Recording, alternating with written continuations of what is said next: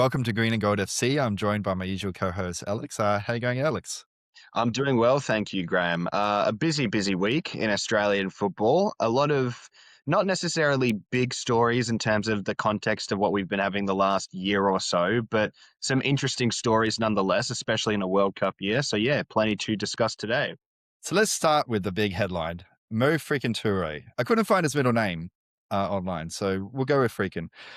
He deserves it. He got a hat trick on debut. He got a goal on his, not on his starting debut. He got a goal in his first game as well.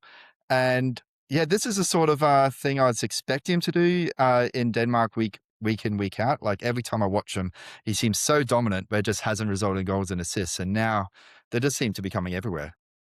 Yeah, it is a good sign to see because we've been really worried, I think, for a long time as to where that next sort of standout striker is going to be coming from the Socceroos at least. Because we've had like a number of these, not necessarily big name strikers, but promising players coming through, the likes of Noah Botic, Max Caputo, Zach Sapsford. But you look at all those guys and you don't really see that sort of X factor player that you're just looking at and saying, yes, you're our guy for the next 10 years, 10, 15 years. Mo Touré is genuinely on track to becoming that guy for us, which is incredibly exciting.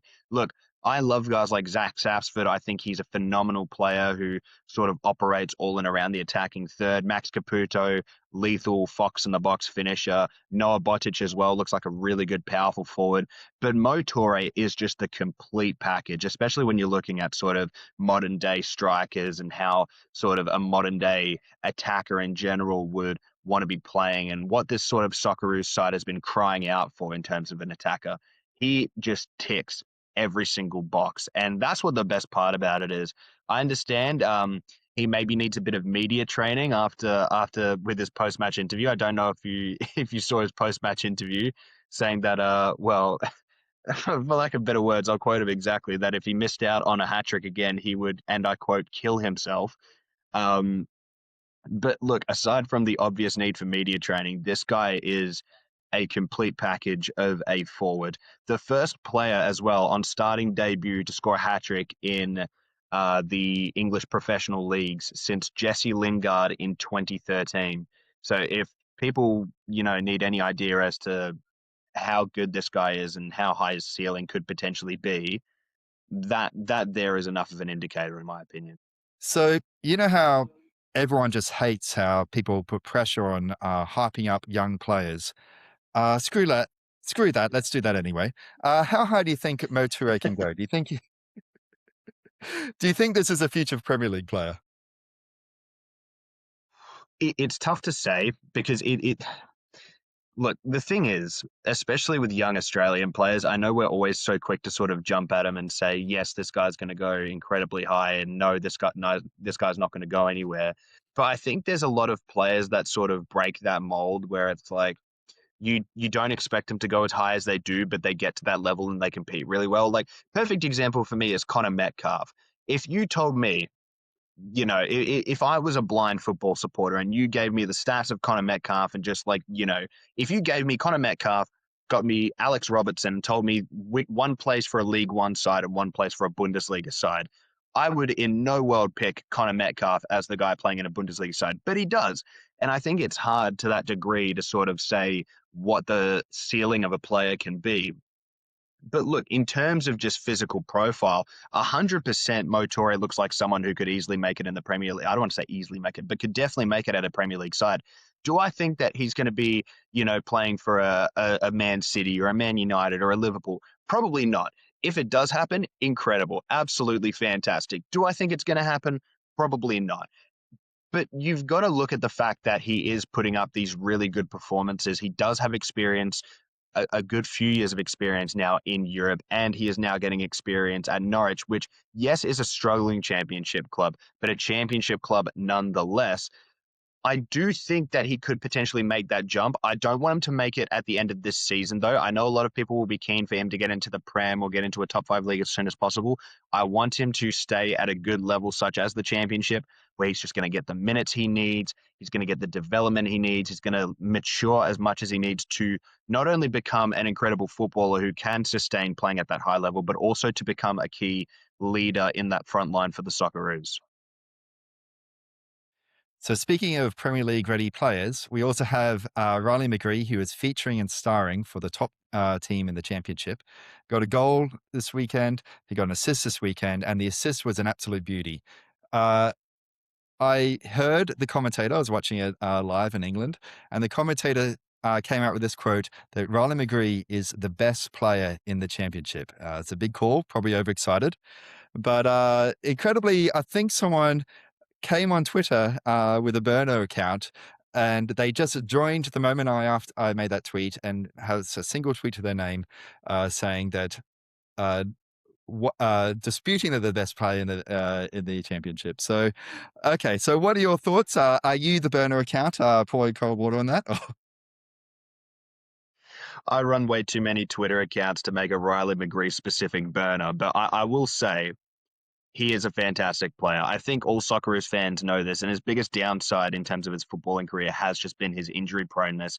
And the thing is, he suffers at least one big injury seemingly every single season. Imagine if this guy wasn't injury prone. We genuinely could be looking at a Premier League footballer right now. But I'm thankful with knowing that hopefully, if Middlesbrough can continue this good form and bar any sort of spectacular collapse, we could potentially be seeing not one but two Aussies in the Premier League next season in some capacity. Do I think Riley McGree is necessarily ready to be a starter at Premier League level? Honestly, I don't think he's far off. I do agree with the claims that he's one of the best players in the championship. I still wouldn't call him the best player in the championship, just because there are a lot of players in there and in and around the championship that I do think are very high quality. I think that's absolutely fair to say. But when you look at, some of the top teams in the championship this season, you look at the likes of, some big clubs underperforming like Leicester, Watford. But you look at some of the clubs that are performing really, really well, and over their metrics, you look at Middlesbrough, Coventry, you look at Millwall, Wrexham. You look in and amongst those squads, and yes, they have some good players, but Riley McGree has been on great form recently. Like I said, I don't think he's the best player in the championship, but I could easily see this being a situation where if he does go up with Middlesbrough, he could be a very serviceable squad option and could be a regular starter for them, maybe even rocking up 20 or 25 starts in a Premier League campaign. I genuinely could see that. And if that does happen, that could be incredibly valuable for the Socceroos. So now let's move on to Ange Postecoglou getting a bit of karma this week. I don't know if we want to indulge in a bit of Schadenfreude there. It's fun to see. It's great to see. I'm so happy. Look, I think every Australian football fan at least had Tottenham as a neutral when Big Ange was with them, and then we were all ready to jump on the Nottingham bandwagon until he got sacked. So to see the downfall of those two clubs has been absolutely spectacular from a neutral perspective. It is unfortunate because I actually really do like Nottingham in terms of what they're building. I know a lot of people are sort of not too keen on Nottingham because their plan for success has just been attack the transfer market really, really hard, but you kind of have to do it when you come back into the league. Their ambition was to not be a yo-yo club, and to be fair, they've done well so far. It does look like they're struggling this season. Ultimately, I do think they will stay up. I think they have enough quality in their squad to be able to squeak out some good results, but their next managerial appointment is going to be a very, very important one. Same with Tottenham, to be honest. Look, I'm not like some of these Arsenal fans on Twitter that are genuinely thinking that Tottenham might get relegated. It's never going to happen. It's not going to happen. However, you look at last season where they finished with Ange, which was just outside of Premier League relegation, but with a European trophy, Champions League football for the next season as well, compared to where they are now under Thomas Frank, which is barely outside of Premier League relegation. And it, you know, doesn't really look like they're going to be making that big of a push for a European trophy. I don't really think that Ange Postecoglou is going to have many days on earth where he feels as vindicated as he does now. So moving on to the Asian Champions League. At the moment, as time of the recording, MacArthur is unfortunately 1-0 down at halftime. But Melbourne City, they've continued to fly the flag for the coefficient. They are now 3.8. We're now 3.8 points below China, which means we are getting very close to getting an extra spot in Asia. And they pulled off a dramatic last minute win last night, qualifying for the round of 16. Yeah, it's an incredible moment for Australian football. I know a lot of people don't really sort of view the Asian Champions League as that imperative to the success of Australian football, and we've mentioned this on a previous episode about why exactly the Asian Champions League is imperative for the success of Australian football. Look, do I think Melbourne City are going to go and win it? No. But when you look at some of the additions they've made in the transfer window, Marcus Eunice with that last minute goal, and alongside him, you've got Ryan Teague, you've got Daniel Arzani, you've got Harrison Delbridge. It is very obvious that they are taking this competition very seriously. They are stacking their squad full of players that are ready to come in, get starting minutes. And I think that a large portion of their very heavy transfer business would be that they have identified the issue of having to have this really deep run in the Champions League combined with their regular A-League season and how that's sort of negatively impacting their league form.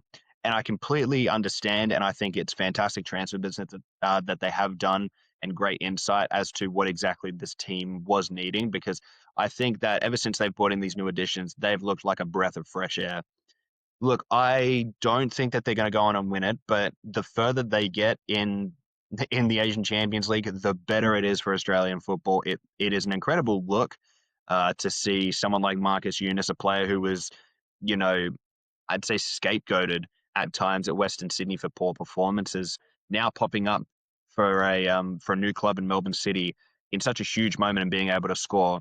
I think he's going to be a fantastic player in the future, but this is maybe a big moment that could potentially kickstart his career, especially when he goes back to Sweden.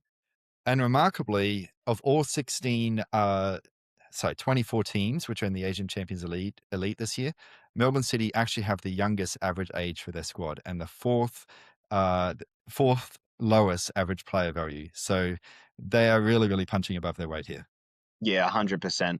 I do feel, though, that in a lot of these cases, Australian players are undervalued in the general sort of transfer market compared to Japanese or Korean or even, Saudi league players nowadays. But I think with a lot of these big European clubs coming in for Aussie talent, I think we're going to see the sort of tables turn, because you cannot convince me that players like Max Caputo, Marcus Eunice, even some other players like the recently departed Kai Truan are not good enough, if not, better to be at this level, or are not better than a lot of these players that are playing for these Korean clubs, Japanese clubs, Chinese clubs. I think that this Melbourne City run and even the MacArthur run has been a very good indicator that Australia is really ready to compete at decent levels in the Asian Champions League. And I really hope that this sort of upward trend does continue. Yeah, and if we do make it all the way, then we'll have an Aussie club at the Club World Cup, which is absolutely huge. So fingers crossed that happens. Good luck to Melbourne City. So let's move on to the under 17 draw. We've drawn Japan again, but we don't have to go very far in the tournament. We don't have to make the quarterfinals. And our other teams are India and Lebanon. Without giving India and Lebanon any extra motivation for beating us and upsetting us, how are you feeling?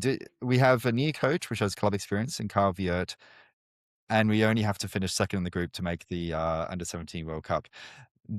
Are the stars finally lining? Are we finally going to start qualifying? Um, Look, it is a favorable group. I'll say that much. I do rate Carl Viet as a coach that can sort of get a lot out of young players. I will admit that.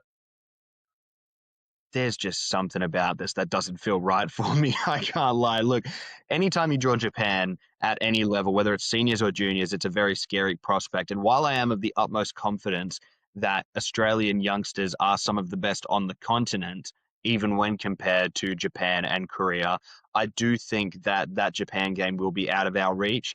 What I haven't been enjoying is sort of some of the preparation leading up to this game, a lot of sort of games against teams like the Solomon Islands. Look, I understand that you have to sort of go around and play these Pacific warm-up games, but I really would like to just see some more difficult competition for these players. I think that a big sort of key aspect of our performances in the under 17s Asian Cup is going to be the inclusion of players like Akol Akon.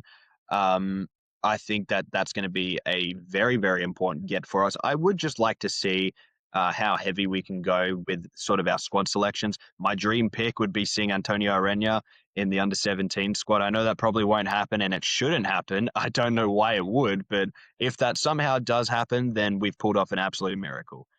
I think making the under 17s World Cup will be absolutely huge for us. I think it will happen because I just don't think that Lebanon and India are good enough to be able to sort of match Australia on a technical standpoint. But I've seen weirder things happen with this national team, and for some reason, the youth teams always have a way of surprising us. And in the end, if we do make the under 17 World Cup, it's much easier to convince someone like Arena or Ocon's younger brother or some of the other big name players we have in the academies in Europe to say, hey, come and play the World Cup rather than, hey, come and play Lebanon in 46 degrees. So fingers crossed we make it. There is there is some useful carrot there for Australian football as a whole. Finally, let's move on to the A League. So Jets topping the ladder. They've finally broken Brisbane Roar's record of 6. They're now up to 6 wins in a row in the A League, and they're doing it with kids after losing Badalato, probably one of the best players in the A League, replacing him with a young player in Dobson, who's been going great. Is Mark Milligan the real deal, and are these kids the real deal? I think Mark Milligan is definitely the real deal. Look, I said this on the Glory Days podcast when I was on there, that the thing that excites me the most about this Newcastle side and the thing that excites me the most about Mark Milligan's style of coaching is that when you look at their attacking transition and you look just at their style of play in general, it oddly looks like it's been uncoached to a certain degree. There's such a sense of freedom with the way that these players move the ball forward that there is obviously a structure and there is obviously planning that goes into it, and very effective and very sort of deep rooted planning.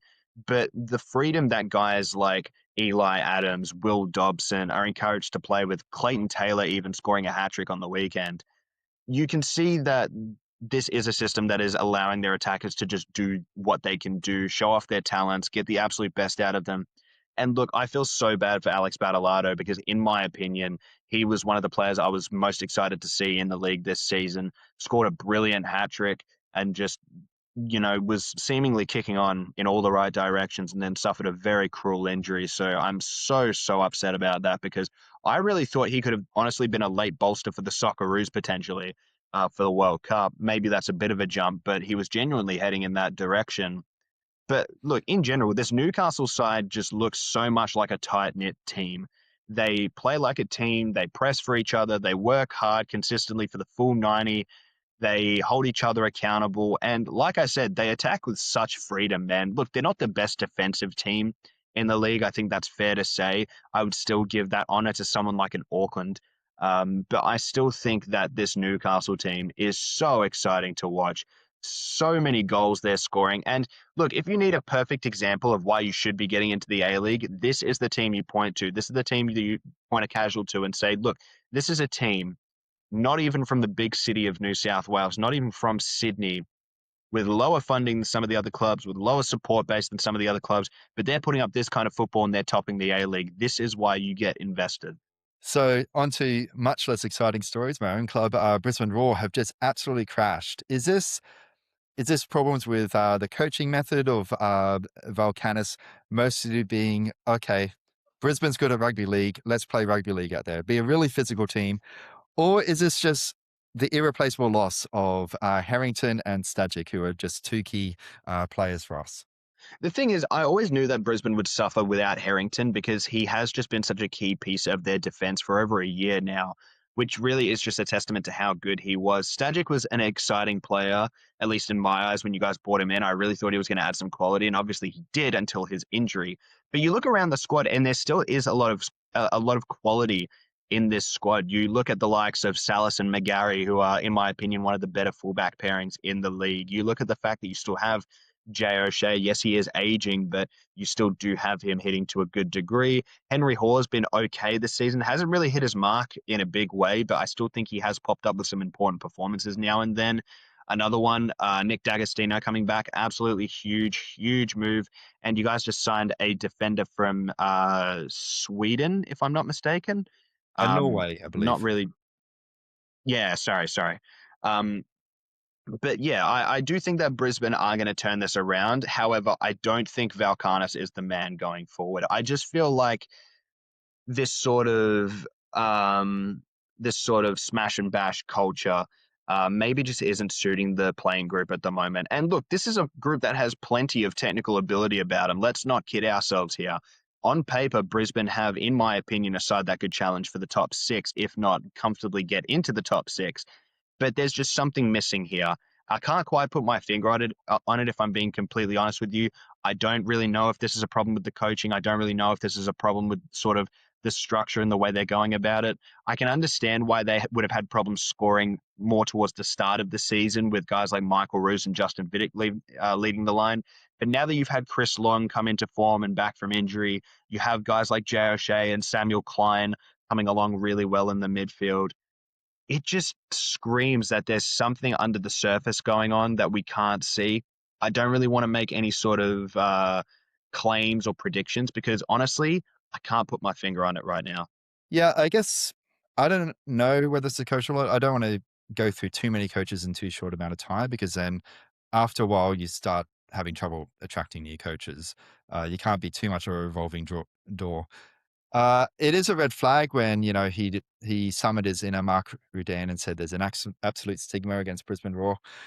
Uh, I don't know. That was the beginning of the end for Mark Rudan, so who knows if something happens here. But for me, I think the big difference is, Alex Badalado gets injured, a key player, and they replace him with someone from their academy who's doing almost as well in Dobson. And at the moment, we sell players on, we get some players injured, and our academy is just not as strong as, say, your Melbourne City or your Sydney FC, where you have, or your Adelaide United, where we have that ready-made local replacements. We just are relying on the transfer market, which can work, but you can also buy someone who is in a good fit. Whereas the academy, if you produce players who are good enough at this level to play straight away, then you also know enough about them to know whether they're a good fit. So we're moving into a different era, and I think, to be honest, clubs which don't get the academy right are going to suffer. Yeah, I definitely agree with that point. And look, that's why I'm so thankful, I'd say, as a Glory fan, that I do think we really have been getting the academy right in recent years. You even look at the introduction of someone like Gio Diabreu to the squad this season. You look at over the past few seasons, we've seen Daniel Benny, Jalen Pearman, Will Franey, Adriano Labib. So many players come through and be important key pieces of that sort of um, squad building. And I expect that to continue into the future. But absolutely, you look at the likes of Sydney FC, you look at the likes of the Wanderers, even the likes of Newcastle and Macarthur, though they don't have the best academies, do incredibly well at poaching sort of disgruntled talents from bigger clubs. I feel like that's where Brisbane has to make more of a sort of key effort. Look, I think it's no secret the Queensland NPL is not close to the quality overall of the New South Wales or Victorian NPL. So I think that one key thing that Brisbane should be doing more of is really just going around and poaching these sort of talents from Sydney, seeing if you can entice them to come over.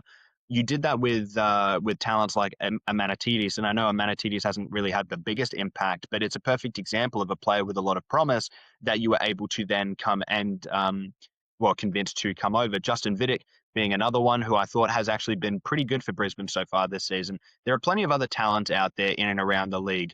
Another prime example for me, and it may be a bit of a sort of out of left field pick, but Caleb Majeka-Nunmi, not getting game time for the Glory, has made maybe 2 appearances in the past sort of 6-7 months or something like that.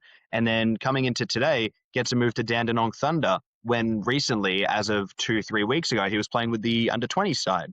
So you look at things like that and you just say, the under 23 side, should I say. You look at players like that and you just say, there are so many A-League players here that are, deserving of chances, deserving of game time, that aren't really getting their opportunities and could be very key pieces to these sort of NPL sides or even to these A-League sides. I feel like Brisbane isn't taking advantage of that, where some clubs like the Glory, like Macarthur, like Newcastle are definitely sort of taking those forward steps. So speaking of Perth Glory, your club, let's get an update on them. So the honeymoon period appears to be over. There appears to be some wobbles, but you guys haven't fallen off the rails the way we have. But, how are you feeling as a Glory fan? There's been a few shakes from that early Adam Griffiths honeymoon bump, which we saw some incredible upsets. It's definitely been ups and downs, I will say. Look, I think a lot of Glory fans are sort of flip flopping a lot with how they feel about Griffiths. there's still a lot for me that I need to see. And I did admit it as well, even after the Newcastle MacArthur wins. As happy as I was, there still is a lot we need to see from Griff. He has proven that he can be a fantastic manager when it comes to open ended games, breaking down sort of high block defenses. He's shown that he has every sort of ability as a manager to do that. And our defensive numbers have improved astronomically. He has been incredibly important for our sort of revival of defensive structure. What I need to see more of, though, is proper coaching of attacking patterns. What can we do when we have majority possession of the ball? What can we do when teams aren't playing a high line against us? What can we do when there's space out wide, when there's space in the middle? That's what I really want to see more of, to be honest. In terms of individual players, I think personally, Will Franey and Gio Diabre have been fantastic. Just lost Reece Bosanovsky, and I'm absolutely gutted about it. I have never experienced heartbreak before like this in my life. Um, but yeah, that aside, we've just got the signing of Luca Tavia over the line as well. I am very, very excited about that one. As someone who did manage to catch a bit of him in the Australian Championship. He looks like a quality player, ready to be tested at this level. I believe he turns 24 next week as well, so sort of coming into his prime, ready to sort of make that step up. Look, we might even see him starting against. We might even see him starting on the weekend. So look, as much as I don't know if he should start straight away, with the injuries that we've had to guys like Despo, Lawrence, Taggart, Kaczarski, Kolakovsky, we very well could be seeing a Luca Tavir start on the weekend. And I hope he smashes it because he looks like a very exciting player. So, final question: match of the round this weekend? Oh, that's a tough one. That's a tough one. Look, I'm just gonna go. I'm gonna go with the Glory game because if there are only so many games that the Glory can drop points in, and I say this all the time. The Glory on paper is a top 4 team. Don't even worry about a top 6. It is a top 4 team. But there are only so many times where we can talk about how high the potential of this team is without us actually winning games and dominating games. If we fail to win again on the weekend, it is going to be I wouldn't say catastrophic, but it's going to be a big kick in the balls. But going up against the top of the table Newcastle Jets, it's going to be a struggle from start to finish. I think we know that. But I think any neutral should want to tune into this game because if it is going to be as open-ended as I'm hoping it's going to be, we could be seeing a very high-scoring game. And I think it's going to be a very exciting, not just game in itself, but I think it's going to be a very good week for Australian football in terms of some of the A-League action we're getting. So, thanks for that, Alex. Now let's talk NPL. Okay, let's talk NPL with Alex Arujo. How you going, Alex? Good, yourself? Yeah, not too bad. Really excited about the rise of the NPL, and yeah, it's very easy to access these on YouTube. It's been fantastic. Oh. So let's get the big story out of the way. There was a hat trick on debut from Krslovic. I hope I pronounced that correctly. What can you tell me about this player and his absolute brilliant performance? Yeah, look, for a young guy to come on 71 minutes in and basically help a club like Sydney United turn the result around, because at the time they were down 2-1, is fantastic for him. So, yeah, it's always great to see young players make their debuts and sort of make an impact. And that's what sort of the NPL system's all about, which is great. Yeah, and Sydney United famously have been great at youth development.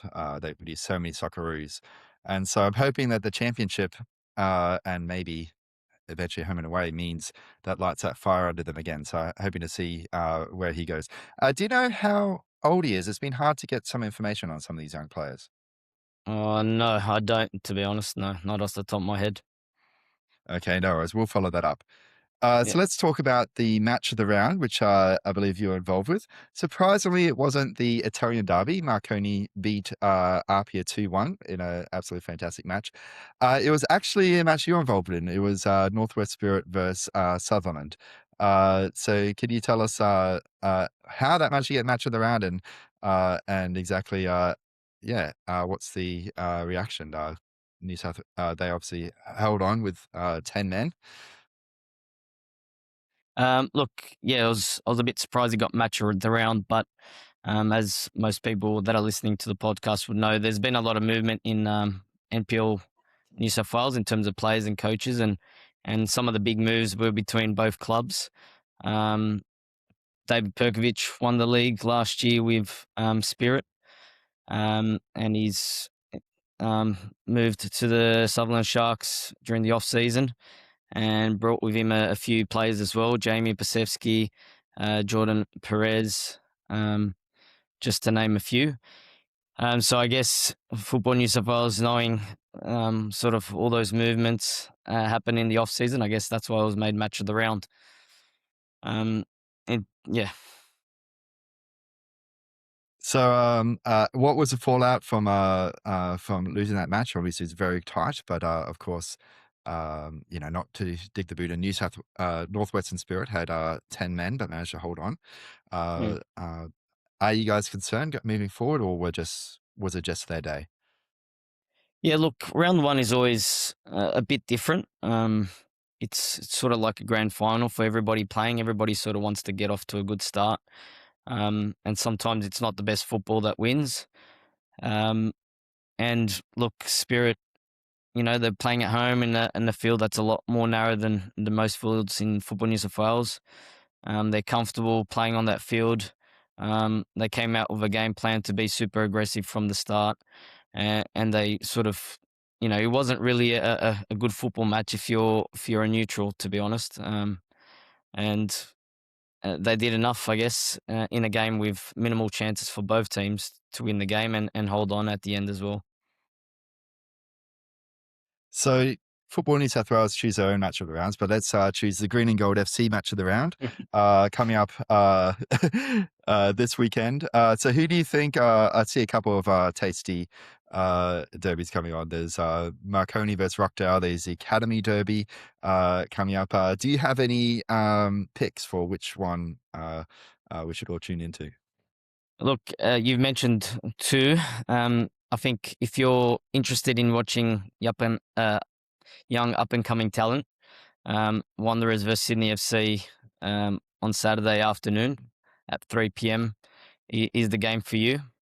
If you're into also a local derby later on that night at 7:15, both St. George clubs play. And I was involved in that last year, and it's a great spectacle as well. Just between the two St. George clubs, there is a rivalry there to see who's top dog in the area, basically. And finally, we have NPL Victoria starting, and in this case, it's pretty easy to choose a match of the round, right? We have a championship derby in South Melbourne versus Avondale, which Avondale famously have a $3 million player budget. There's a bit of dispute whether that's a football player budget, but they basically are trying to be an A-League size squad in terms of their wages, versus South Melbourne, who I'm guessing are going fully pro because they have the OFC Pro League to deal with, the championship, and of course the NPL.